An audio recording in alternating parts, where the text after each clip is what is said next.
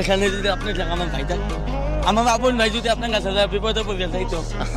আজকে সারাদিনে কয় টাকা পাচ্ছ তুমি? সারাদিন ভাই আলহামদুলিল্লাহ 500 টাকা পেয়েছি। 500 টাকা পেয়েছো? এখানে রাখো।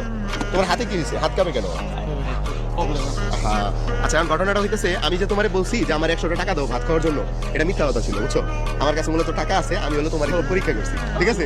এখন তোমার টাকাটা তুমি রেখে দাও।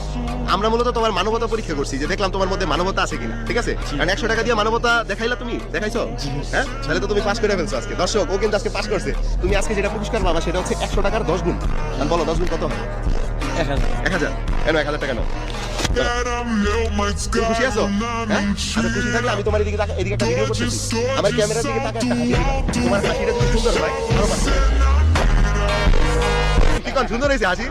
সুন্দর হয়েছে? সুন্দর হয়েছে। দর্শক, আপনারা জানাবেন যে মোজাম্মেলের হাসিটা কেমন হয়েছে। আমাদের কাছে ভালোই লাগছে। এ নাও, হাসির জন্য আরো 500 পাইলা। তাহলে মোট কত পাইলা?